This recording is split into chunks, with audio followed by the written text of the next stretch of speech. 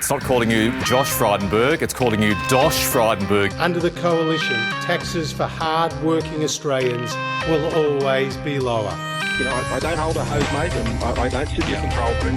They're answers that only can come from Victoria, I'm afraid, because that's not my job. But I ain't spending any time, though, because in the meantime, every 3 months, a person is torn to pieces by a crocodile in North Queensland. Well, good day, listeners, and welcome once again to the Two Jacks. It's episode 168 on recording on this 14th day of August. And joining me as usual is Hong Kong Jack. G'day, mate. How are you? I'm well. How are things in Hong Kong today? Hot and steamy? Hot and wet. Hot and wet, bit of rain. But I have got 2 new air conditioners put in yesterday. The lads came and climbed out the window and built a platform.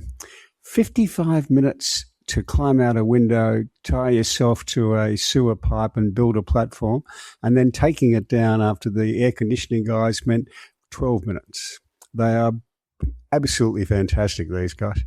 Unbelievable, Jack. It doesn't sound like it would have ticked many boxes in the health and safety or occupational health and safety assessment if that occurred in Australia. Oh, no, you just about have a nervous breakdown watching them, to be quite honest. I don't think I could bear it. All right, well, we've got a huge show, so let's get on with it. Last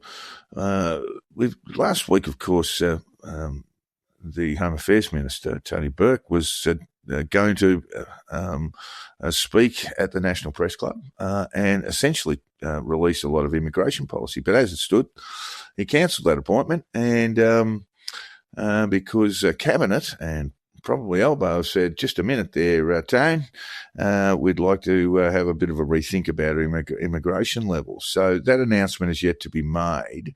And meanwhile, you've got One Nation making hay on immigration issues in Australia. And Paul Kelly has written a piece, Jack, about how the Western world is struggling to come to terms with the ideas of immigration. But haven't they always? No, not all of them. The Europeans have. But Australia, New Zealand, Canada, United States, all very successful migration countries. Yeah, so what's happening now? There's a lot of confusion over how multiculturalism works. It doesn't work at all in Europe. In fact, this has been the case for a long time. Back when Angela Merkel was Chancellor, Nicolas Sarkozy was President of France, David Cameron was Prime Minister of Britain, they all said within a few months of each other that multiculturalism has been an absolute failure in Europe. And they were right. And that's because the Europeans don't understand how to make it work. And the glaring weakness in the way they go about it is that there is no pathway for a migrant in Europe to become Swedish or German or right. English or whatever, right? Yeah, we've been through these things a number of times. And of course we're talking about, the assimilation process and essentially identity, national identity around immigration. It really only works when you have a strong national identity. Yeah. So Kelly quotes a study published in the Financial Times from John Burn-Murdoch last year, finding that politicians have become misaligned from the public on immigration and integration. On the question, immigrants should be required to adapt to the customs of this country, public agreement ran at 87% in Britain, 75% in Germany, 74% in the Netherlands, and 61% in Sweden. Yet the numbers for politicians on the same question were 47, 33, 43, and 34. So a bit of a disconnect is what both Paul and John Burn-Murdoch are saying from this study. Yes, and to be frank, the politicians need to get themselves more in line with the public on this. But I think we're still dealing with what are very obscure matters, in terms. I mean, when you ask someone a question like, "Do you think immigrants should be required to adapt to the customs of this country?" It's almost a no-brainer that you would you would respond to that with a yes. Now, but a public administrator or a politician might have a different answer, and clearly that's the case.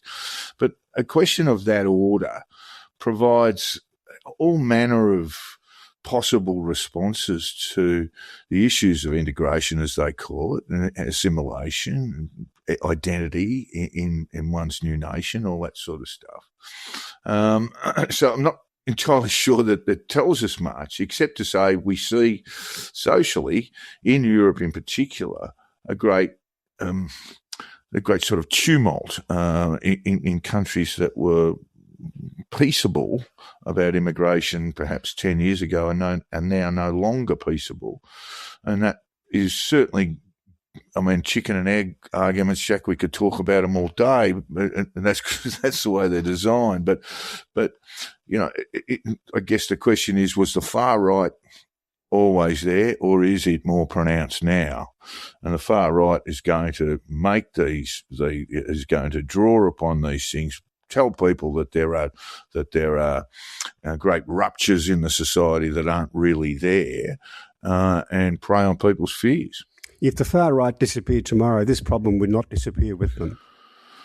Well, yeah, the far right's not going to disappear tomorrow, mate. In fact, the far right is growing, and we know that. Imagine a world without AFT.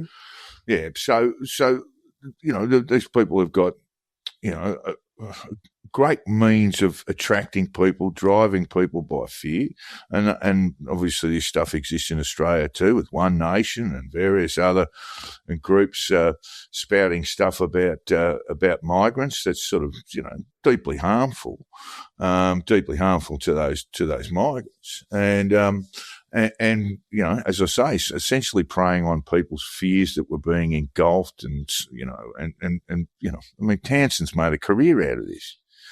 She's talking about Asian swamping Australia 15 years ago. Certainly in Europe, the problem is not a far-right problem. The problem is mainstream people, a majority of people, have lost all faith in the migration system in Europe. And it's leading to severe, in my view, severe social disharmony. And, you know, this is not a far-right problem in Europe particularly. It's not really a far-right problem in Australia either. I mean, the people who are flocking where do you put One Nation on the spectrum? One Nation's now 30% of the population in voting intention. You're getting the same sorts of figures from AfD in Germany. You're getting similar figures from Reform in the UK. I don't think that 30% you're seeing the rise of of Le Pen in France. Yeah, I don't think 30% of the people are far right. That's not to say, Jack, that they don't embrace ultranationalist policy, ultranationalist type ideology, in you know, squeezed out of them on the basis of these fears that are constantly presented to them. I don't think engulfed, the policies and their lives and culture will change because of broad immigration. I understand that there are pressures there, but what I'm asking you is, I mean, who's causing the problems here? Is it the migrants themselves, or the political response to it, especially from the far right? It's the lack of it's the governments that have caused the problem by allowing this problem to develop. All right, okay. Well, we'll move on, and that is now to the issue that I wrote about this weeks ago. This was this sort of ill-fated interview that Albo did with a podcast, a comedian, stand-up comedian, and rather odd question of, what is it? Shoot, marry, die? I don't know. Sort of options there. That was all pretty crass and awful from a prime minister, not so much from the comedians. Kind of that's grist for the mill for her. But he also made mention of Japanese Prime Minister Sonet's Melons. It was like watching a Dick Emery show. You know, it was double entendres everywhere. Oh, I've got a lovely bunch of coconuts. It was odd. And now the thing that has kicked back is that the Japanese ambassador to Australia apparently made some, or issued some correspondence back home saying that this is a bit of an issue, and And that's led to calls for the apology for an apology from Albo. And I believe he's about to be. To date, he's refused to do it. He did apologise for being crass after the recording made in the lodge, but nothing since. Nothing since, particularly around the melon gag that died a million deaths. And interestingly, sort of the old Mean Girls just ran a mile from it too. But no apology from Albo. I think that's the problem here. Just apologise and move on, perhaps. Do a Peter Beattie. I believe the ambassador's about to become or has become an ex-ambassador. This was kind of a parting shot from him, perhaps. And I just look at these things and wonder why a prime minister would go on a show like that. They seem to want to be, a little bit edgy, in tune with young people. It just never seems to work for mine. Well, you don't know. I mean, he's won 2 elections. Kos Sandilands, well, Albo attended his wedding. Such is the strength of their association. And, of course, he used to turn up on Kyle's program every now and then, and certainly during an election campaign. And there is this view among the party now that you have got to do things a little bit differently. You are talking to the kids, and when we say kids, we are talking about people who are below 50, so that's a pretty high marker. And that's kind of how you do it now. I mean, it's social media plus these sorts of performances where the audiences, like you, I'm struggling to understand it, but the audiences aren't that big. I mean, Sandilands was the king of FM radio breakfast show, but the numbers, well, we saw that when it moved to Melbourne, were negligible in Melbourne, and probably in terms of the veracity of these surveys, it's probably around about 40 or 50,000 people. Plus, you can add in the little bits and pieces and clips of the stuff that they do appears all over social media. So you've got to add in that. The spin-off, I suppose, the rippling effect. And which sometimes might have more effect than the actual numbers of regular listeners, right? Well, Latika Bourke gave Albo a slapping. I was going to weigh in this week, but didn't because I had some weeks ago. But one of the questions she asked, she said, "Would a corporate leader get away with the same behaviour?" Rhetorical question from Latika. My answer is, haven't you been watching the news for the last well, how old are you, Latika? For the last 40 years, let's say. Let's be kind. Because the answer to that is most certainly yes. Well, they tend to do it in their public and private behaviour. They don't tend to go on to. They don't get invited onto podcasts. But I think she has inadvertently hit on the point here, Jack. that the scrutiny that Albo has, and all public figures have in terms of in terms of senior politicians, is a lot more than one might expect if one was running a top 100 company. Yeah, I just think that you did tell me last week how many press people Albo has. I just wonder what they do if they can't get this right. To be honest, that was one of my first thoughts when I first wrote about it. It's like, let's do this. The kids will love it. But are the kids making?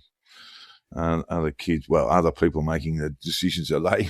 They're not kids either, by the way. So no.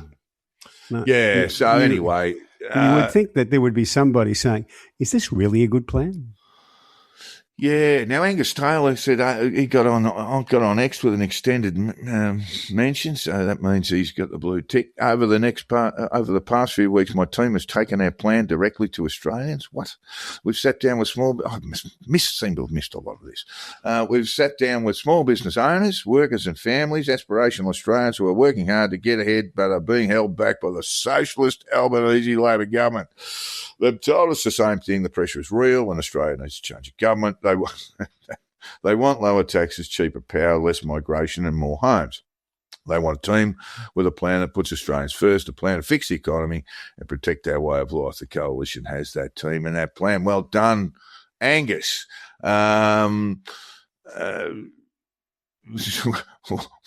Why have we got this in here? I mean, I would make a very strong argument that no one's actually listening to Angus Taylor, Jack, or those who are kind of have made their decisions about him anyway.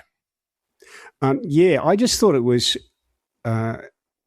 Firstly, I don't think it lands at all. I mean, this is it's a longish piece for Twitter. So this is not just a dashed off thing that someone's made an immediate reaction. This is something that you would expect has come out of his office where someone's given it some considerable thought, right? And then put it up on Twitter. Sorry, go on. It just doesn't land. I mean, people might think that the current government are a bunch of bumbling fools, but they don't think that they're socialists, right? It just doesn't make any sense. Well, one moment I did notice, I did listen to Angus Taylor's when he was asked about the reform group and that are currently going through the ICAC, Jack, and he had said there was no money changed hands because there was a suggestion there might have been. There was a suggestion that we're going to tap Angus for a donation. He said there'd been no money, but he had received an email and he said, well, we got questions about it. It just went round in circles because he just said, well, I've dealt with that. And I said, well, no, you haven't. And he goes, no, I've dealt with it. No, you haven't. So maybe he's a bit sort of cyclical in his thinking, or circular. Jane Hume, I follow on social media, particularly on Instagram. She posts about 5 times a day, some days anyway. And it's like that's too much, you know. That's too much. Just get the word out. But she'll do this stuff. They obviously have been hard hatting their way around Australia, Angus and Jane. I just, as I say, I'm not entirely sure that people are listening, and we're at that wrong end of the electoral cycle for people to be listening anyway. Yes. Except to say the Libs have a battle with One Nation, and they've got to rise above that noise to send out a message. Yeah, well, I read the Angus Taylor Twitter and thought, well, I think Albo's tactics on going on podcasts is pretty terrible politics. Makes sense. It's pretty terrible politics. And Angus Taylor said, hold my beer, I can do better than that. Right? Yeah. Yes, I wouldn't say. What did Turnbull call him? The most qualified idiot in Australian politics. Coming from Malcolm, that's a bit rich, you know. It's pretty good though.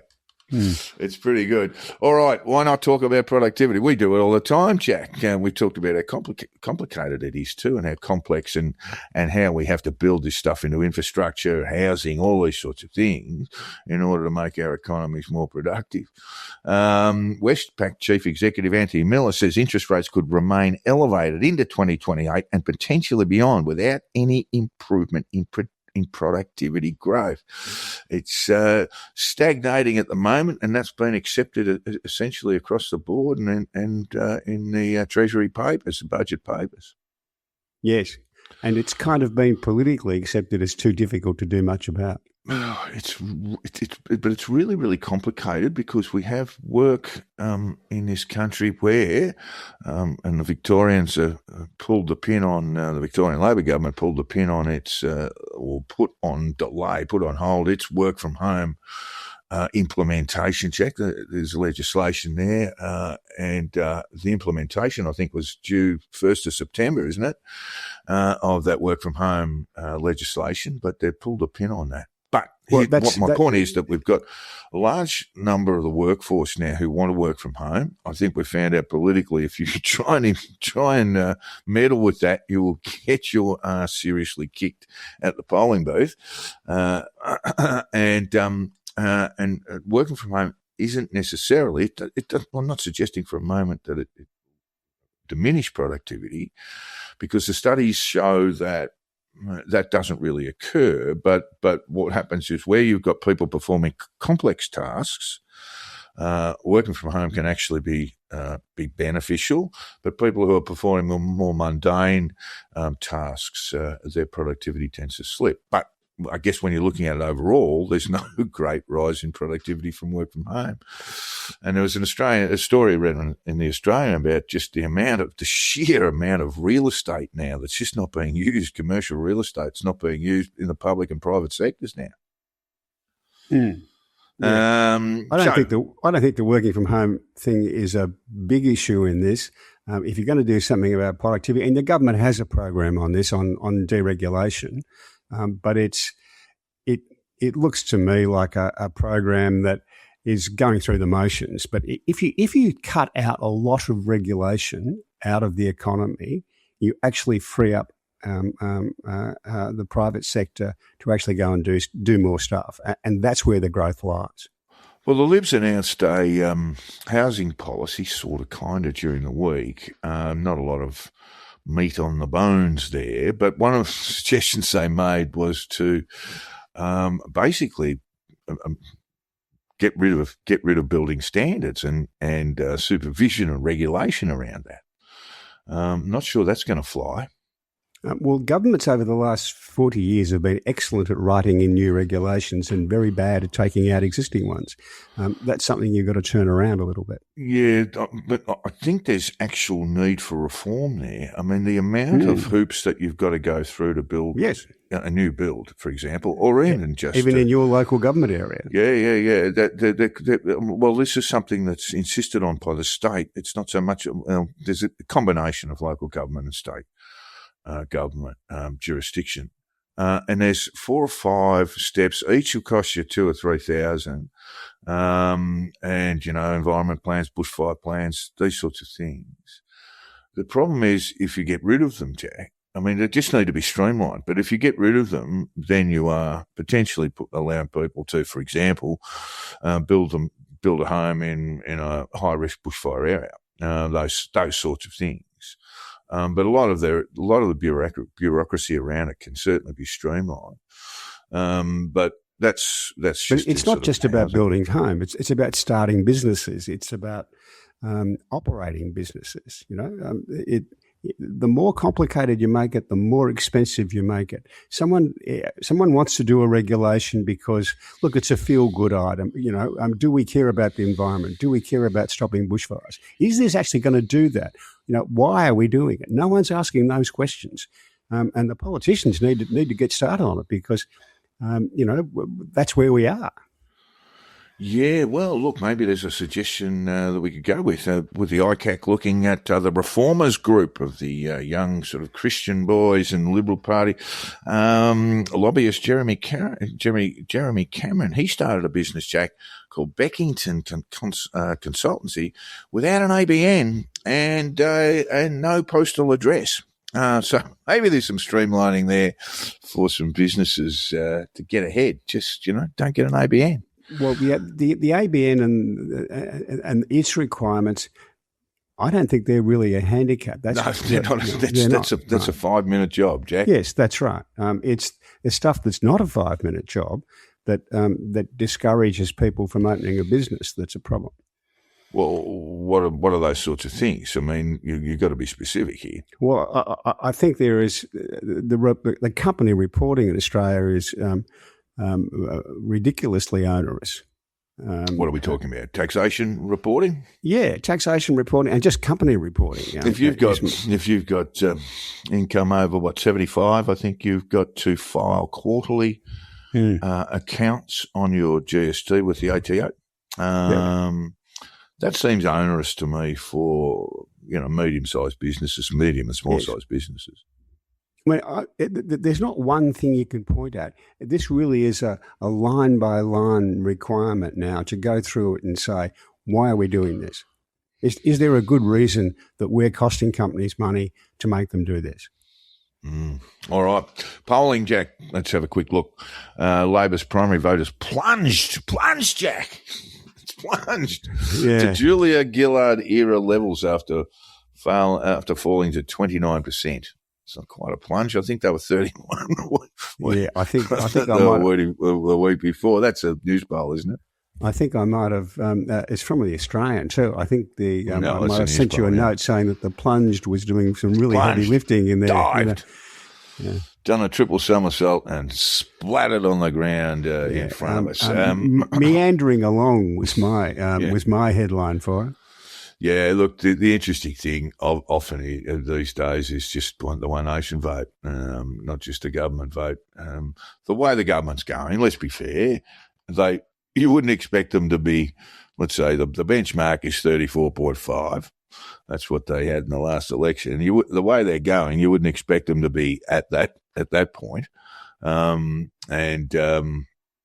Well, very often governments don't in between elections. Indeed, that's my point. That's true.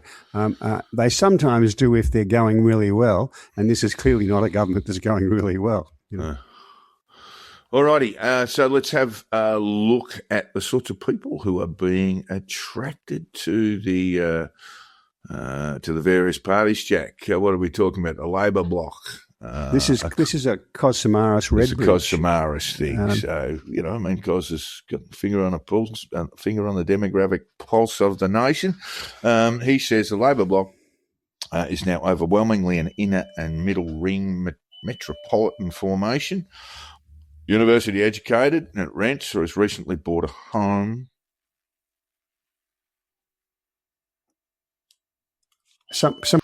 It's overwhelmingly under the age of 45. That's why Albo talks to the kids, Jack. It's heavily first and second generation migrants, anchored in public sector and the care economy. It's dominant among Gen Z and millennial voters, and it skews female by a clear margin. That's the people who support Labor. Has he bothered to have a look at the Liberals? So I haven't read that far. But he's gone on with One Nation. He said they are mortgaged, assets stretched, outer-suburban working class of Western Sydney and Melbourne's outer north and west. So not regional. That's not what he's saying. Three voters. These voters work in trades, transport, freight, and what's left of manufacturing. They are mortgage stressed, Gen X and Boomers. Households that bought into the dream of asset-based prosperity. He's getting very lyrical here, isn't he, Jack?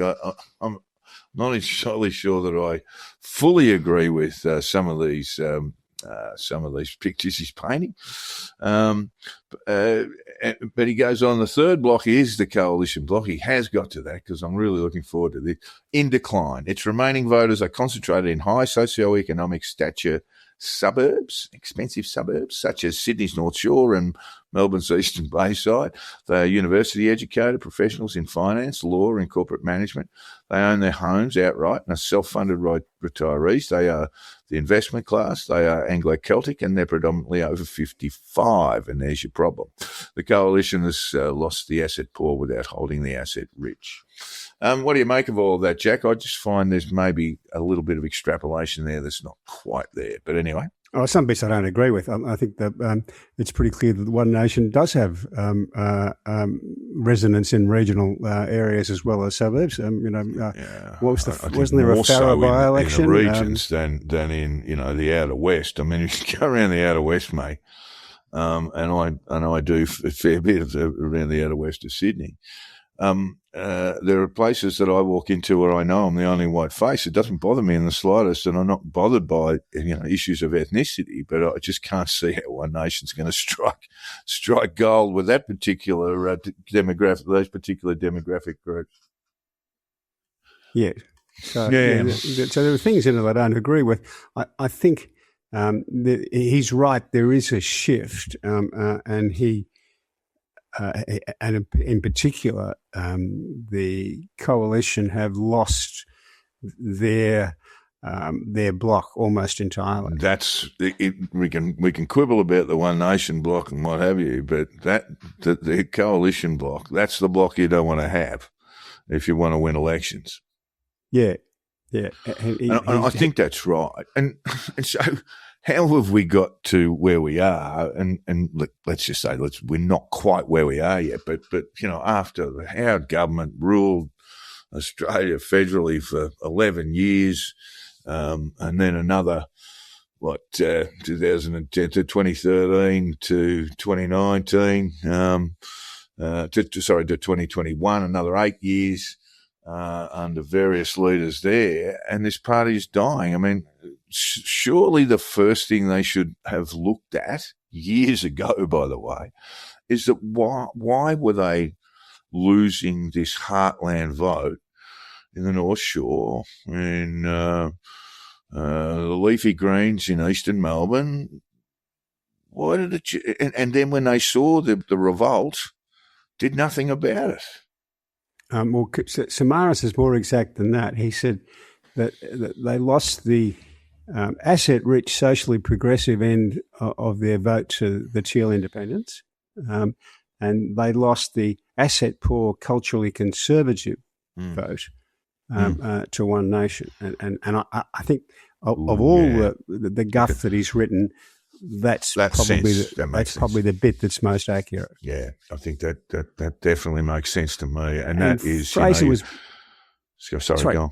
Howard was Prime Minister for 11 years because he was a deft enough politician to talk to both of those groups at the same time.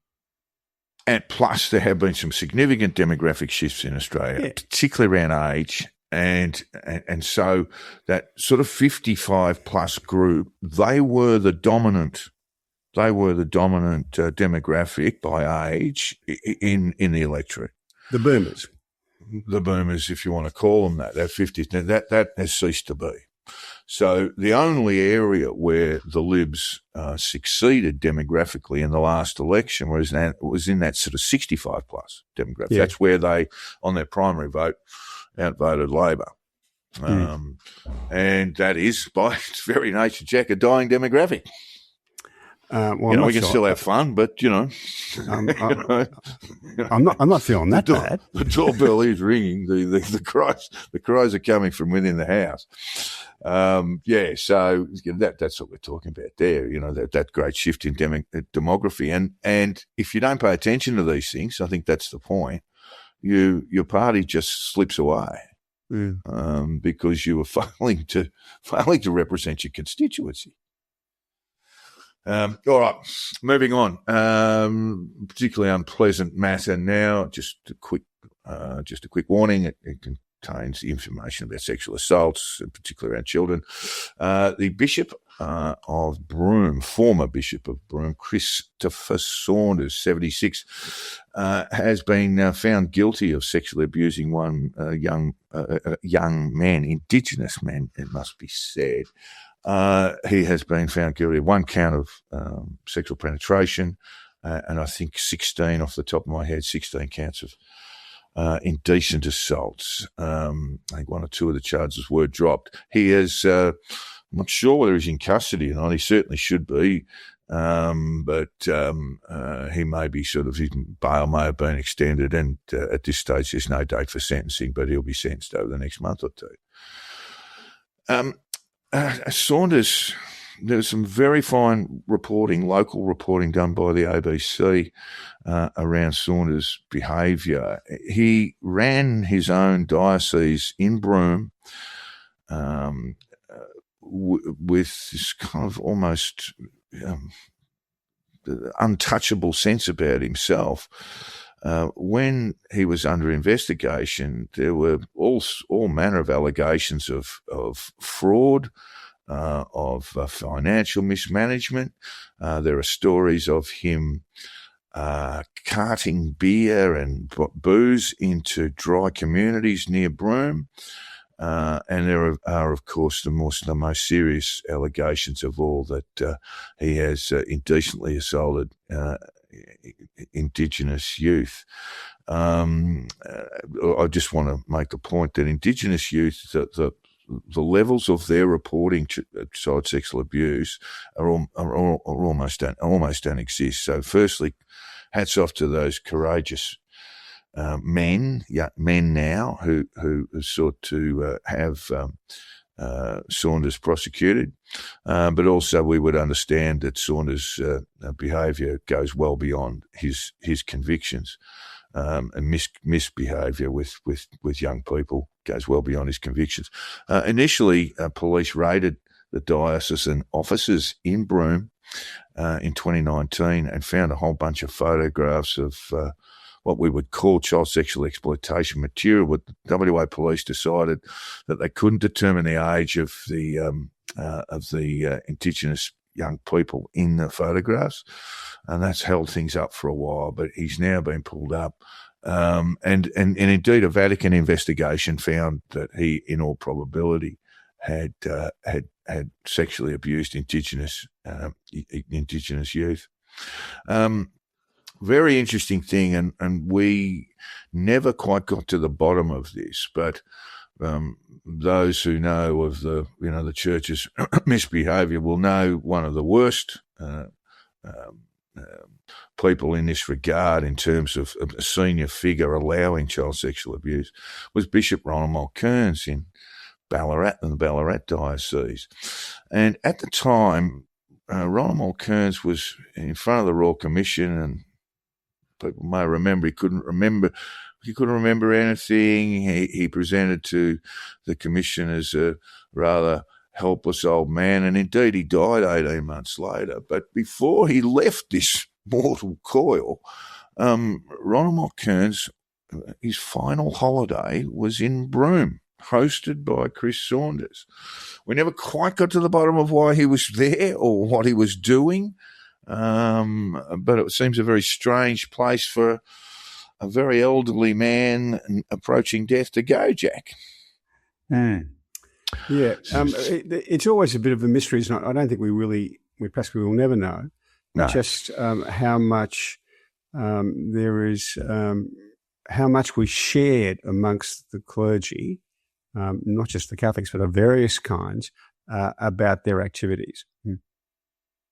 All right. Now, look, we did say, thank you for that, Jack. It seems a bizarre thing to spend have a cup of tea and have a chat about, but, well, we're talking about pedophile rings, the establishment of pedophile rings, and we know they existed through Western Victoria, and the reach was greater. So, yes, we will await sentencing for Chris Saunders. He's sort of been very dismissive about the entire process, but I would be amazed if he was not given a custodial sentence. He certainly deserves one, in my view. How old is he? 76. Yeah, he'll still get a custodial sentence, you would think. I would imagine that is the only response. But anyway, available to a judge. We did say we'd talk about this, Jack, the Four Corners episode. We briefly talked about it last week. The Four Corners, a furor around the employment of Mahmoud Fazal, the former, claimed that he was the former sergeant at arms in the Mongols Motorcycle Club, left that, studied at university, became a journalist. He was published on Vice. He was published in the Saturday paper. He was published in The Conversation, and then took on a job at the ABC. And two of his most prominent reports, his first one, Cocaine Nation, and the second one filed about a year later, known as Meth Highway, have now been taken down. There's another program that he prepared for, Background Briefing, Radio National's radio investigative unit or investigative program, and that's been taken down as well. I think the thing probably to look at here is the words of Linton Besser, the host of Media Watch. Yeah. Who said, let's leave who said of him, there can now be little doubt that Mahmoud Fazal was at the very least embellishing his journalism and cheating his audience. The greater trouble, however, is that the contagion has spread and a serious breakdown in editorial integrity, and not one but two of the ABC's respected and important programs have been exposed. I've misspelt Linton Besser there. There's no Y, it's an I. Anyway, apologies to Linton. His managers granting too much trust and too much autonomy to a journalist choosing life outside the rules. And that seems to be a fairly succinct way of summing it up, Jack, that the failures were not necessarily Fazal's. Some of his writing, I went through his Medium and stuff that had been pulled out from the Walkley. He was a Walkley Award winner as a young journalist. And some of the stuff is very worthy, to particularly talking about that transition between essentially a life of crime and and writing about it. But really, it must have been seen as a very risky hire by Four Corners, and I know there was genuine concern by some of their journalists after seeing Fazal's first program, Cocaine Nation. Also, and I think most of greater concern was his role, and these are allegations, not determinations, but there was clearly an attempt to convey a message of threat from the Alameddine crime family to the YouTuber Jordan Shanks, known as Friendly Geordies. And that should have been the end of it, really, Jack. Or not the end of it, but that should have been where Four Corners and the ABC decided to conduct a proper investigation. Of course, we would know that Jordan Shanks' house was burnt down in an arson attack, 2 attacks actually. The first one was at a neighbouring property, wrong address. The second one did extensive damage. No one was harmed, but very alarming for him. And then some 3 months later, or 2 months later, he starts receiving through his producer these threats from Mahmoud Fazal, who denies that he believes that the existence of a death threat there was a fabrication. He thinks everything else has been taken out of context. That's his position on this, Jack. Let's not get stuck into him so much, Jack, but this is a pretty serious failure that's led to really, brand trashing of the jewel in the national broadcaster's crown. There seems to be, you go back to that very, very poor show on the Luna Park in Sydney. There seems to be a lack of scepticism in there, a willingness to believe things that are not necessarily or they're just a little bit improbable. So, which is not to say you should dismiss them, but you should look really closely at them. And that doesn't seem to the role of the matter. journalist in that instance is somewhat different. We can criticise her work, and I certainly have, but she was a reporter, a chronicler. The issue I've got with Mahmoud Fazal is that there's evidence saying that he was not just a journalist, that he was actually a participant, or at least a person who was passing on messages from active organised criminals, and that should have been a concern. That should have been just 5-alarm red flag right there. Well, there are journalists above him, is what I'm saying. Is that there are, there are people who are allegedly vetting his work, and there doesn't seem to be sufficient scepticism at that level, to my. I think there is, and I want to be clear about this. So, look, the rules I have when I've done sort of crime journalism and particularly around television production, and the rules I have is that I won't speak to a person who's an active criminal because there's no point. There's no point in talking to someone who's an active criminal because they're going to lie, right? They're going to lie about everything. You won't get any particular form of truth from them because they are, even if you're asking about events that are not related to their current criminal status, they are going to lie. And so these people aren't really of much benefit. I know some journalists disagree with that, but that's the line in the sand I have. Adam Shan loves getting his hands dirty, but and he's a mate of mine, but that's the rule I have. And I think you've really got to draw a line between journalist, chronicler, reporter, and activist, player, participant. Well, a lot of people are going to lie to you. If you're investigating stuff like this, it's not just the criminals who are going to lie to you. There's a lot of people are going to lie to you. The criminals are going to lie to you just because you've asked them a question. That's the difference, So this is why associating with active criminals is a no-go area for me. But that's what I mean. So you've got journalists, and we see it sometimes in political reporting, Jack, with journalists who think they're participants. And that, to me, has always been a problem. That's common in political journalism. I'm not saying all of them, but I'm saying it's not unusual amongst political journalists that they see themselves as acting for a greater good. Well, yeah, it's when they cross the line between reporting and participating, and that's the thing. That's a much deeper red line for me in political reporting. I can go back a few years now, Jack, but you remember the poison dwarf he was known as. What was his name? Milne, and he thought he was a player. He thought he could swing elections and all this sort of stuff. It's an easy sort of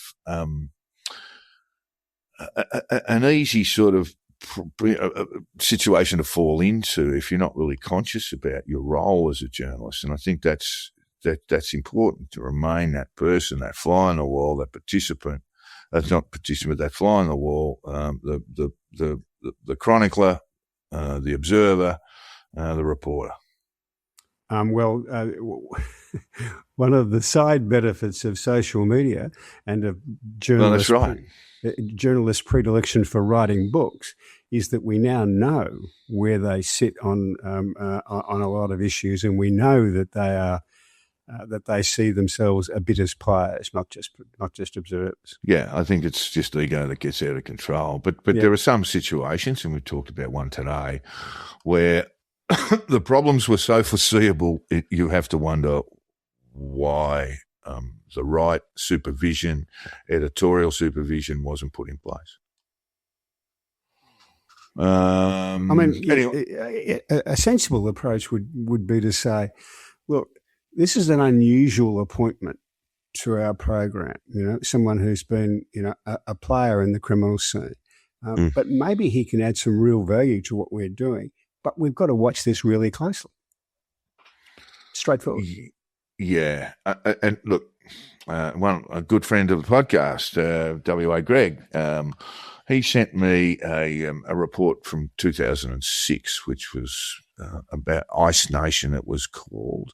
No, Ice Nation, might not have been Ice Nation. I might be combining the other two shows, but it was a first exploration. It was recorded in 2006. It was a journalist going out there, meeting a lot of people who'd been affected by crystal meth, having a lot of people there from the public health industry who were talking about responses to this. And the overall view was that the governments were unaware that this sort of epidemic was upon us, while public health officials work in emergency departments and police and others exactly knew had seen it all coming.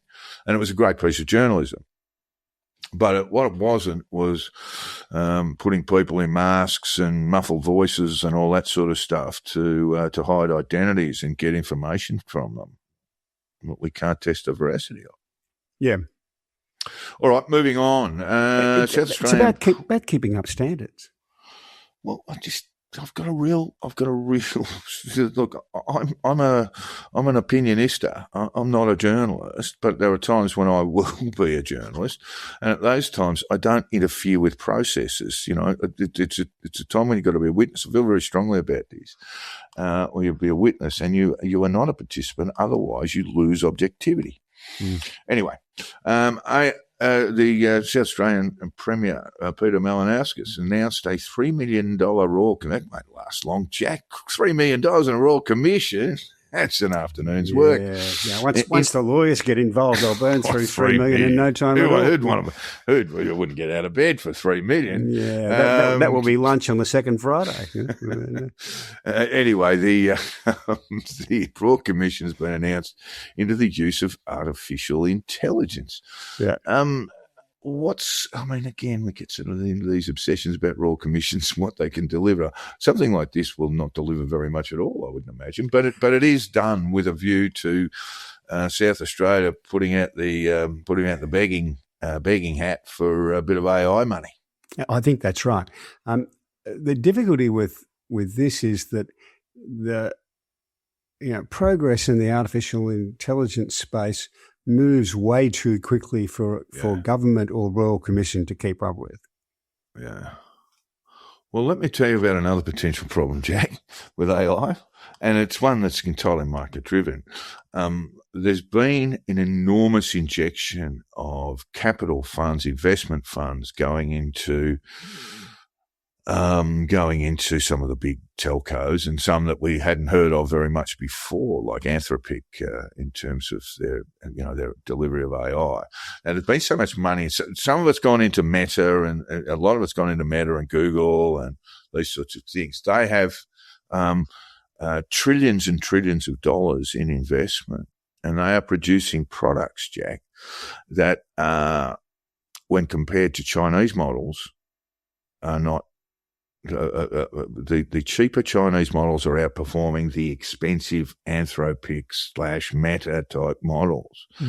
And that means with 30% of the S&P in the United States really over leveraged on AI, because consumers will, whether they're corporates or individuals, will say, well, here's a cheaper product that's better for us, or we find easy to use.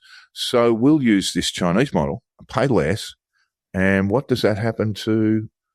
That suggests that there's going to be a significant bubble burst around investment around AI, particularly in the United States.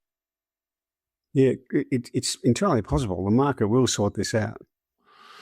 Yes, the market might be very harsh on this. All right, Jack. Israel has said no, has rejected US President Donald Trump's 15-point plan for Gaza. Do we remember three? There was going to be three 18-hole golf courses, plenty of parking, casinos, all this sort of stuff in Gaza, Jack. Do we remember any of that? Anyway, the US President Donald Trump has proposed a 15-point plan for Gaza, and the Netanyahu government has said no. Tell us why. Essentially, it's because they don't trust Hamas to disarm. When you boil it down, there are a number of objections, but that's what it really comes back to. And we have to remember in this that these are not vague talking points about what's happening on the other side of the world to Israelis. These matters are existential to Israelis. All right. Well, look, I think you're absolutely right in terms of where many Israelis see that. They still see themselves, and for obvious reasons, still see themselves in a state of war with Hamas. The problem with this, of course, is that Gaza is really just little more than a shelled out area, Jack. It's been almost destroyed at a cellular level. We've been one of the most watched elections around the world, but on the 27th of October, the Israelis will go to the polls, Jack. Yes. I was doing some reading about this. You might see that of the coalition that Netanyahu has been able to cobble together to continue in government includes some fairly unpleasant characters. Ben-Gvir, and another fellow is the current finance minister, Smotrich. And I was looking at some polling there, Jack, and Smotrich is the finance minister. I think he's got 5 members of his religious Zionism party in the Knesset. They don't appear on polling at all. They won't get. Smotrich almost certainly won't win election. And that's not because there's a reaction to Gaza or anything like that. One of the big issues particularly around Orthodox Jews is that there are certain sects of the Orthodox Jews whose religion won't allow them to join the IDF, and there are various ways of dealing with this right now. Because there's a big pull on all of the IDF reservists, there's significant pressure around that, with these guys being historically given a pass. Now that's that's something that Smotrich has come forward and said he supports that, because we're at the point now where these people are going to be arrested for not serving. And Smotrich has actually come forward and says he doesn't believe that should happen, and that therefore these people should be, these various Orthodox sects should be provided an exclusion from. Continued exclusion from military service for Israel, and that is highly controversial. And it's one of the reasons that Smotrich almost certainly won't be re-elected, nor will his other members of the Zionism party. Sit on polling as we are today. It's a huge election coming forward, Jack. I don't think much about this is going to progress very far until after that election, until it's clear. It is a hot topic in Israel right now. I mean, there are other hot topics apart from the war in Gaza, but this is a hot topic, and certainly there's for quite some time. There's been for every person like Smotrich who says the exemption should remain and no arrest should be made. There are these vast groups, very increasingly powerful groups, particularly of women whose husbands are basically on reserve duty at the moment, and they're saying, why should we be making exemptions? It's no glass ceiling in Israel. They themselves do their share of. Yeah, I know all that, but what I'm talking about is there is this organised political group that are saying we won't allow these exemptions to continue. Yeah, and so you've got the ultra right sort of split over this, and Smotrich just seems to have gone away from his supporters. We'll see how it all pans out, but you'd be a fool to try and figure out to try and predict the outcome of the election in Israel in October. Yeah, it's going to be a mess, and who knows how they'll be able to strain through it. But what I do know is that there's probably no country more in need of an election. But yeah, it's not going to deliver any significant win to any particular party. What will almost certainly what will certainly happen is that another coalition will be cobbled together. Yeah, it's also a reminder, though, for all the peace activists that whatever peace you come up with is going to have to be acceptable to Israel as well. All right. We're going to take a longer look at the UK next week, Jack, and particularly how Andy's getting on there. But we do want to briefly touch on the progress of the Ukrainian conflict, Jack. We do see that. Certainly the people of Kyiv have been just absolutely hammered by ballistic missile attacks over the last little while. That's not the problem is, Jack, and as I understand it, Elon Musk won't allow the Ukrainians to access Skylink for anything that's sent out of Ukraine to Russia. And that causes all sorts of problems for their missile defense systems. And I know Zelensky has said to Donald Trump, can you please have a chat to Elon Musk about this and get it fixed? And there was actually a meeting scheduled for Elon to attend, but he declined. So where are we now, Jack? We have talked about the Ukrainians and their ingenuity. They are world leaders in military drone technology, and they are having some stunning successes in Russian territory, despite some of the problems they've got there.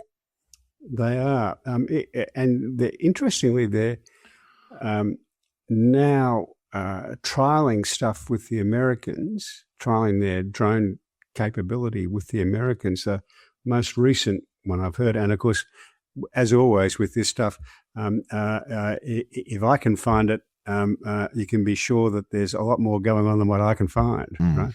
Agreed. But they did an exercise in the spring in Germany, and with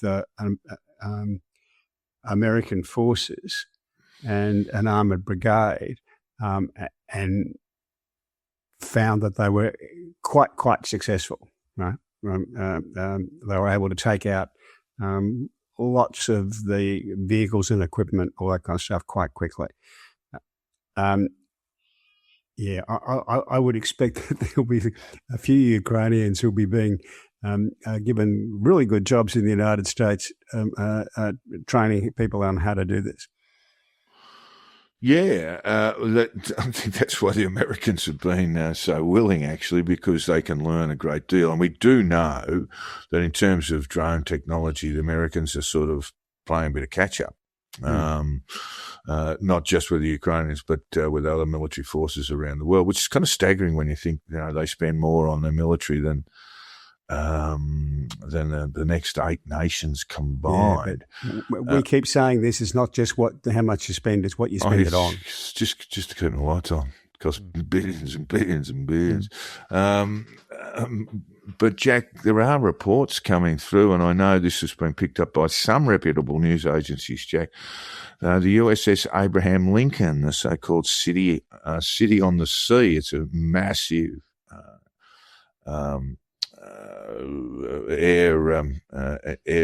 what do we call them, Jack?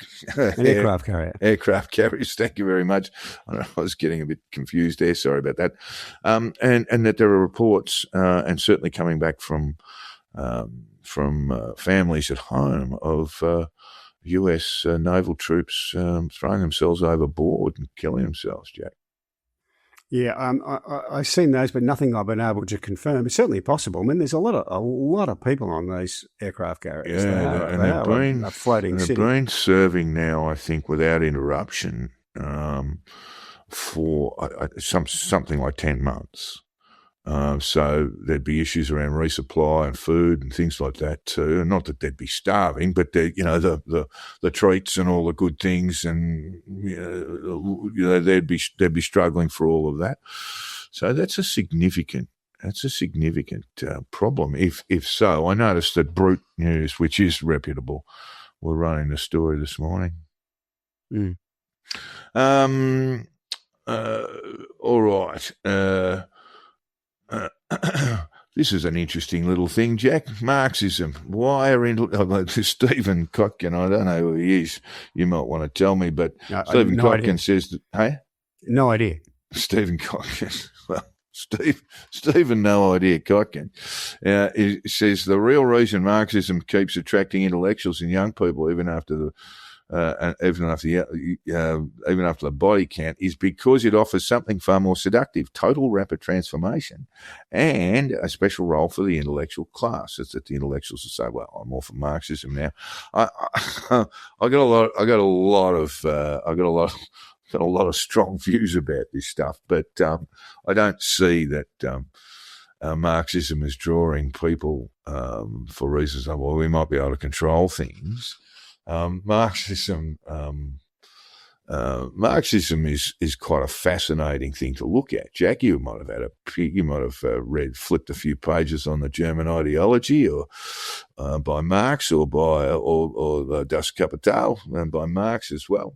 And you'd find that a lot of it does make quite a lot of sense. In terms of historical assessment of economic modelling and the use of exploitation or what have you. And that draws a lot of people. It used to draw academics widely, used to draw them in. You'd find more in the English department than you would in the politics department. Still plenty of them, I believe. Certainly, in my experience, we had a bloke teaching politics who was recruiting people for ASIO, and certainly not of the left. And he didn't ask me, he didn't front me for some reason. But the English department, you shake a tree there. Tons of bearded folk would fall out who were all for the international revolution. And there are always plenty of ASIO people around as well. Or people who are being recruited for campuses, yeah. That's certainly true. I think he's actually got a good point. I think one of the things that does attract whatever else you call them, the intellectual class, is that they believe that there will be a special role for them in them, and of course that's just not how it works out at all. In practice. Yeah. But I think it's also, intellectuals, if we want to talk about intellectuals and academics, same sort of being. There's also this kind of transcendence that says we are smarter than you. Right? That's the basic stuff. It's not just Marxism. It's we understand things better than you. We understand. We understand. We don't take into account anyone who is self-read, who has done their own research, if you like. That's probably not the phrase I was looking for, but anyway. This is the way intellectuals are. We are smarter than you, and we know better than you. Yes. Whereas what they are is well credentialed. Iran is the most recent large scale experiment of this. It wasn't directly about Marxism, but the intellectual class in Iran thought that an Ayatollah-led government would give them special rights, entitlements, and powers. And what they found out when they caused the Ayatollah government was that they were taken out in the countryside and shot and didn't pan out that way. And that's pretty much how the Russian Revolution worked as well. After a while, and of course, who can forget Pol Pot? When people were hunted down if they could read, speak a foreign language. Yeah. There's plenty of examples of this, right? All right, well, that's a rather grim analysis. We'll move on to Sport Check, and let's kick off with the Test cricket in Darwin. Mackay, I think next week, will be added to the list of Test venues in Australia, and they will host the second Test against the Bangladeshis. The Bangladeshis are about 30 or 40 in front as we look at it, with 8 wickets in hand. The wickets been baked flat, and it looks like a ripper to bat on now. And the Australians are struggling. They just struggled in the field a little bit too. So Nathan Lyon go for a catch yesterday, which just got away from him. That looked a little bit par cricketish. And of course they were all out for 198, and it could have been a lot less if Steve Smith was given out, if the technology had given him out caught behind. He said afterwards he'd nicked it. And he might have been about 20 at the time, went on to get 71. The only one who got a few runs was the 2 openers, got 20-odd each, and that was about it. Mm. So they looked, at best, very rusty, Jack. Yes. Whereas the Bangladeshis, God love them, have come here ready to go. They've played a little bit of Test cricket more recently than Australia, but yeah, I'm not sure. I think maybe Pat Cummins, if he had his time over again, would have... having won the toss, would have bowled rather than batted, because there was a little bit in the wicket. And the Bangladeshis bowled really well. They just bowled. They don't have to bowl 150 Ks. You just put the ball in the right spot, you're going to get some wickets, particularly if it's nicking off or it's seaming around. Do the Australians have a selection problem? Well, what's wrong with the side? My first glance is, and I'm a big fan of Alex Carey, but should he be batting at 6 or 7? And that means, you've got Webster at 7 and you've got Green at, 5? And I'm not sure that that's working out to me at the moment. Effectively, you're playing 3 all-rounders. These days a wicket-keeper batsman's more or less an all-rounder. So and you're playing 3 of them. You definitely need to have a proper number 5 or number 6. And that was my first thought about the side. The number it's 3. Great that everyone's available, but is Hazelwood still the first one, or one of the 3 bowlers to be picked, or should the Victorian, with his amazing stake, he'd be pretty handy on that deck yesterday. The Victorian. So, I think Hazelwood definitely. What about the number 3? Well, he's in trouble, isn't he? He's Dave Warner. This is Marnus Labuschagne, right? Yeah, Marnus went through his technique, and he's nicking off a hell of a lot. And, yes, there are plenty of good cricketers around the country, mate. It's not just that he's nicking off a lot. He's nicking off for 10 and 20, right? If he was making 80 and nicking off, that would be okay. Yeah, well, that's it. But I looked at it yesterday. I thought, there's no way Nathan Lyon plays in England next year. No. You got the World Test Championship, which Australia should be involved in. Be most amusing to me if it was Australia and New Zealand. Currently it's Australia 1, South Africa 2, England no hope. I think back 6 or 7. There's a wonderful joke about that. What's that? The reason they hold the Test Cricket Championship at Lords is so that it can be on neutral territory. the same joke goes. It's actually the WTC final is at the Oval next year. Is it? And I'm hoping to get along. And it'll be great if it's Australia and New Zealand. I just love that. It'd be fantastic. Anyway, not an auspicious start to this very long period of Test cricket for the Australian side. They go to South Africa after this. They come back for a 4-test series with New Zealand. Come late January, they are off to India for, I think, a 4-test series. Don't quote me on that. And then we've got the WTC, potentially Australia finalists, and then the Ashes commences in July. So a lot of Test cricket ahead of them. It might be a little bit early to say drop everyone and let's just terminate some careers. They just looked a bit rusty to me, but there are one or two issues around age and what have you. I think Nathan Lyon might just about be at the end of the road, but that's just an opinion. Alrighty, now Geelong, Jack. There's certainly a view among the AFL clubs, other AFL clubs that we talked about last week, that Geelong tend to get treated with kid glove treatment. And as we reported, the concussion issue around a contract waiver signed by the player, effectively waiving away his own civil rights. Well, arguably doing so. Yes. Damages, yes, quite right. And as we reported on this last week, it was like, well, nothing's going to happen. The chairman of the AFL, who was chairman of Geelong at the time, he issued a statement. The CEO Dylan issued a statement and was like, nothing to see here. Let's just all move on. But the high point of the week when it was the chief operating officer of the AFL, who happens to be a former Geelong Premiership captain, was commenting on a situation involving a former Geelong president and a former AFL chief of football, who's now the Geelong CEO. So you look at that and you think, do they think we're not going to notice this, that this is all a little bit too incestuous? Well, I'd ask the question a different way. If they thought it was all kosher, why didn't they submit it to the AFL? Why didn't they submit you mean the document? The contract waiver, yeah.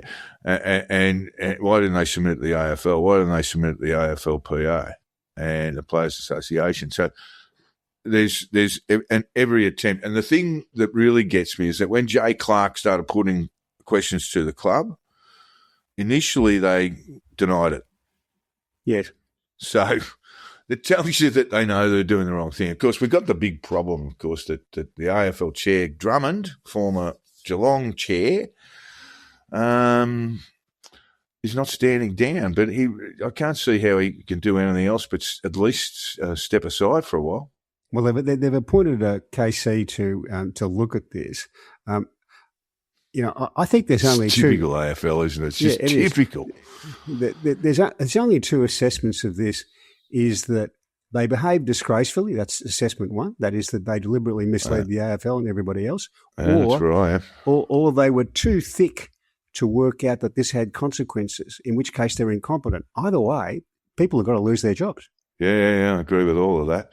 And I can't see how Drummond can continue there. In fact, indeed, there is talk, Jack, among the Melbourne clubs that Eddie Maguire might be the phoenix rising out of the ashes, and he would take on a temporary or interim period as the AFL chair, Jack. Good news if you're a Collingwood fan. I actually think Eddie... Port Adelaide won't be allowed to wear the black and white or the prison bars or anything like that. But that's kind of where we are, because at some point Drummond will have to go. Steve Hocking, who's a former player, of course, has to go. Good Cobram boy. Can't see how he survives. No. And they kind of know it. You know, you can see it on their faces that we've been done here. What should the penalty be? I mean, talking to my very good friend Peter Ritchie, who's deeply involved in the North Melbourne Footy Club, he reckons points. He reckons they got to lose points, and I thought, well, it can't be that far away from that. They should be looking at, it's certainly draft picks, and they should be looking at sort of penalties beyond sort of slap on the wrist fines that they received. They actually received, ultimately it was a $75,000 fine for some salary cap infractions that was explained by the AFL. This is a couple of years ago, last year actually, it was. The money they had to pay was $25,000. The rest of it was suspended, but these were not sort of accounting errors or things that could be easily explained. Like Brisbane copped a $100,000 or $250,000 fine for similar sorts of things. We're not talking about cheating. We're just talking about issues around the salary cap that are not fitting the letter of the law. This is the problem. The other clubs think that Geelong are koalas. Right. That they're protected species, right? And that makes them very cross, of course. Yeah. I mean, look, we've all. I mean, Calidasny, the player, Jake, isn't it? Jake Calidasny. Jake, yeah. I think his twin brother played for Melbourne or someone. I think. Well, I mean, there've been various takes on this, and look, so he's not going to. Probably his career is over. Yes, I'd say that's in all likelihood that's what's going to happen. So I think the club made they're not going to be able to that pick he won't him now. play this year. Yeah. Won't play again this year. He's upset because he believes people have been privy. General public has been sort of privy to his medical history, and the only parts that we've been aware of is that he'd had multiple concussions, and that as a result of that, he was brought before the AFL's concussion panel, and not given a red light or a green light. He was given the amber, wasn't it? Which is kind of, as far as I can tell, is wait and see. Now, at some point, either he has initiated this or the club has initiated a request to waive it. Now, if the player does it, we all know what players are like.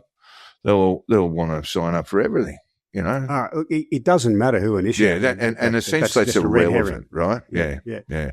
But all I'm saying is that the approach might have come from Calidasny, just as a around the club thing. I'll do whatever you want me to sign, I'll sign. I want to play. Yeah. I want to play footy. And blokes are like that. I saw Nick Rewald. I saw so many other ex-footballers going, look, if that had been the situation presented to me, I would have said, I'm going to sign wherever you want me to sign. I'm going to go and play footy. He said, now I've got a wife and children, and now I've got a life ahead of me. I've got 30, 40 years of my life to live. Now I understand why I could never do that, So it's only in the sort of, the post career mode that you think, oh no, I'm so glad I didn't put myself through that. And indeed, we only need to look around at some of the examples of people who are in former AFL players, former NRL players who have got diagnoses of brain damage to see just how badly things can go. The prospect of long-term care being required, early death, early onset dementia, all these sorts of things. So I can't see how they can escape with even a $100,000 fine. It's just not going to be adequate, Jack. But I think that's where the AFL will go. They'll try to anyway. Yeah, but I think people are going to have to lose their jobs. The NRL's even more amusing in a sense. The kerfuffle over the PNG Chiefs and the Perth Bears. I was looking at this and thinking, yep, the PNG Chiefs can give their players a great deal because their salaries are effectively tax-free. Right? Yeah. But the downside of that is... What do you mean? Hang on. Oh, well, they're paid in... Well, they're paying Kona. Well, no, because of an agreement between the two governments, effectively these salaries are going to be tax-free. Right? Tax-free salaries, I didn't realise this. The PNG Chief players will not be taxed on their salaries, and they'll be allowed to work within the salary cap, presumably. Yes, yeah. So the salary cap's the same, while every other, including the new Perth team, they will be taxed. Paying Aussie rates of tax. So that means whatever your salary cap is, it's $16 million. It's effectively 19 for the Chiefs because you get more value out of it. But the downside of that is they're going to be living in Port Moresby, right? And the Chiefs are building a little village, if you like, for all the players and their families, all that kind of stuff, plus access to the best resort in the area, all that kind of stuff, to go to the pool and have dinner and all that kind of stuff. I just wonder how long footballers are going to want to spend all their time living in a little village with other footballers, right? The jockeys and trainers do it here in Hong Kong. They all live out on Sha Tin. They're required to, but they can go wherever they like around the island. Well, Port Moresby, you can't really do that. Huh? Well, it's just listed as, and this is on one of those compare the market things, listed as the third most dangerous city in the world. Yeah. So it's all very well to say. Caracas, Venezuela, number one. Pietermaritzburg, South African.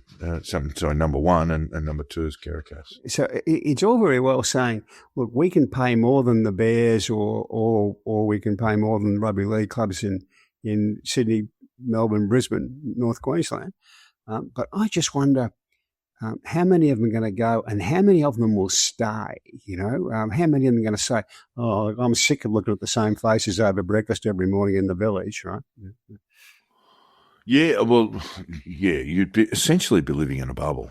Yes, and a nice bubble, but a bubble. It's how many 4-star hotels can you stay in before you want to go home? Remember what a problem COVID was for sports teams having to be in a bubble in COVID, and that was quite short, really, but very, very difficult. So, but it's all the talk amongst the rugby league fans even here as to, gee, how many will they get? Who will they get? They've got Jerome Luai and a few of these, Connor Watson, Alex Johnston. They're already signing good players, but I just think I wonder how long they'll stay. They might be attracted by the money, but when they get up there, how long till they head to the airport and come back? No, good point. And the other thing I didn't realise, Jack, is that the Perth Bears will come into the competition, the NRL competition, in 2027 next year. And of course, we have. I knew they were coming, but I didn't realise it was as soon as next year. Yeah. How does that work too? I mean, I know you've got a significant population in Perth that are sort of pro rugby crowd, England, New Zealand, South Africa, three ethnic groups in the city that make up some big numbers. But yeah, so they'll have 18 next year, and 19 the year after that. Anyway, I'm not sure how Perth Bears works either. I know that they've got a former boss at Channel 7, essentially running it for them. And certainly in some quarters of the media, there is, shall we say, some amusement about all of that. I think you're right about the market. The market isn't pinching AFL fans. The market's pinching all of the rugby fans. And I think there's some prospect. There's some we'll be on the dockers by the end of the year, I think, the way things are going anyway. Yeah, there's some prospect of success in picking up. I was talking to a bunch of Irish and Brit rugby fans, and they were saying, and they live in various parts of Southeast Asia, Singapore, Hong Kong, etc. And they say, well, we mainly, if I want rugby, I'll watch the NRL now because I find Super Rugby unwatchable. Even the test matches, the rugby test matches are pretty poor. So I kind of, I've got a team now. I follow NRL. So I think that they're on the right track in that regard. Yes. Well, it remains to be seen how it's all going to go. But implementing too, I mean, the AFL, they will move to an odd number of teams competing. They'll move to 19 when the Tasmanian Devils join. Again, I expect that to be, it'll be heavily supported by the AFL and there'll be some money behind it. I'm not sure what sort of salary cap advantages they get and what, whether it's been announced what sort of draft that's all been benefits announced. they may receive. Has it been announced what they would get out of the draft? They get a lot of draft picks, quite a lot they've got to trade. GWS Giants all over again. And a lot of these draft picks have to be traded, right? Yeah. That they get them, but they must trade them for somebody else. And they get not a soft calorie increase, but they are allowed to employ. I mean, they just picked up Nigel Lappin, for instance, as development coach, right? And that's seen as a very good appointment. I'm sure they're paying him more than Geelong could afford to pay him. I'll be pretty sure about that. They say he's a gun. And they get, like the Gold Coast did, the capacity to have a number of players who you pay much more than you otherwise would, the Gary Ablett clause. Right? All right, just taking us back just one more minute, Jack, the wild card round. This is for the AFL. And I think we all sort of raised our eyebrows and thought, here we go. The AFL's going into playoff mode, which is what the Americans call it, of course. It's a sort of Americanization of the sport. But it's actually looking quite interesting. And mind you, eighth place would be even more interesting, to be quite honest. Well, the point is, the product went through a lull of a week between the end of the home and home season and the finals. Which is just a crazy thing to do. That was not right. I mean, one thing that was suggested is that possibly there'll be a week off after the preliminary finals are played. That'll be another American idea because that's what they do with American footy. The Super Bowl, yeah. Super Bowl. But this seems to be a pretty sort of sensible way of dealing with things. And you do have, a couple of good sides. Collingwood are playing pretty good footy at the moment. Carlton are obviously going okay. They're not quite finalised yet as a number 10 side. They could finish as high as 9, but they're not. Of the 4 sides in there, Carlton's the only one that can go out. And you've got Western Bulldogs and Geelong as it stands. For me, the real story of this season is probably Fremantle Dockers and how well they've played, but also Melbourne. We talk about Carlton, and they've been great under their interim coach, but Melbourne, I don't think anyone expected Melbourne to be 4th. And that's a really stunning piece of coaching. It's a stunning piece of list management as well, because they've brought in, they've let 2 really premiership midfielders go, and really not lost a. Well, not they lost anything. They've actually had a terrific season compared to. Of course, they beat Fremantle in probably one of the games of the year. Best game I've seen. Well, they let the 2 premiership stars go and picked up the St Kilda captain, who kind of had enough down there and got and wheeled him into the side. So, look, it's been very good, masterclass. Who's under the pump as a coach in the AFL now? I mean, as we get towards the end of the home and away season, has Ross Lyon done enough? I mean, have they improved? I'm not sure they have. Probably have, yeah. Have North Melbourne improved? I think they have. Yes, but perhaps their level of improvement should be a little bit higher. By gee, they get a rough run for the umpires, North Melbourne. They do.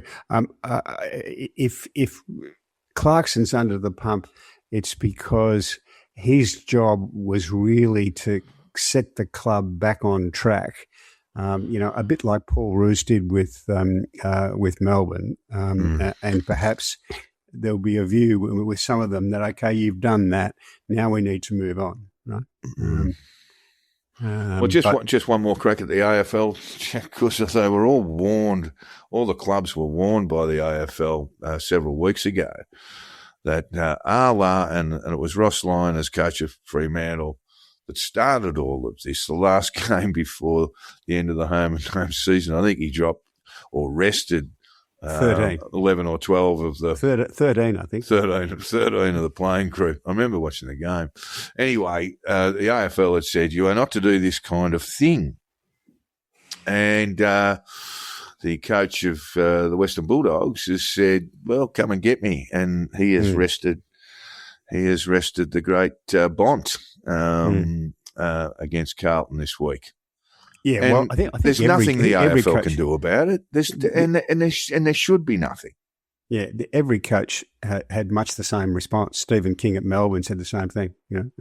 Yeah, so Marcus Bontempelli will not be playing for the Western Bulldogs, being rested. So he hasn't been, missing due to injury. His reason for not playing is he's being rested. So the Western Bulldogs have been completely upfront about this, and I can't see how they can face any sort of penalty, because they obviously know they will make the finals or they'll make the playoffs, and they want their best player, arguably the comp's best player, to be cherry ripe.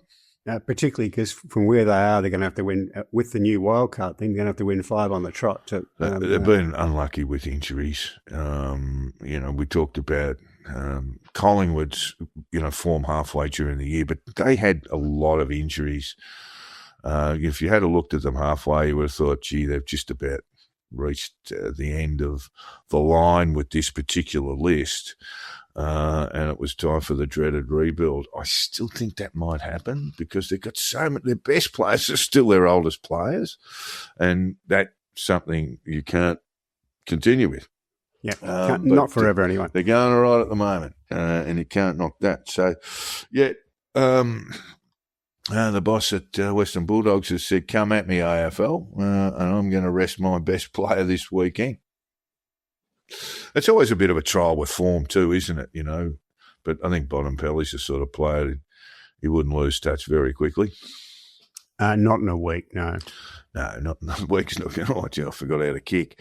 All right, well, that takes us out of the Two Jacks episode 168 on the 14th of August. I want to thank Hong Kong Jack for his thoughts today and putting the show together, and also thanks to our listeners who did drop me some notes last week, including a request that we have a look at the Four Corners brouhaha, and so yes, it's good to get that feedback, and don't forget just to drop us a line. You can hit us up anywhere.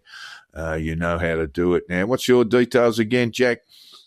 You can find me on Twitter, whatever you Twitter, like. yeah. Hong Kong Jack, there he is. And he's going to open several. He's going to open his Instagram account this week too, so you can get him. I think I have one somewhere. I just can't find it. Do it. you? Oh, come on, mate. We'll get you on Telegram.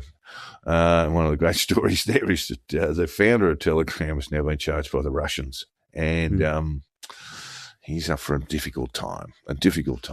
All right, well, we'll take we'll head out with that cheery note, and look forward to bringing you the show again next week. Thanks, folks. See you later.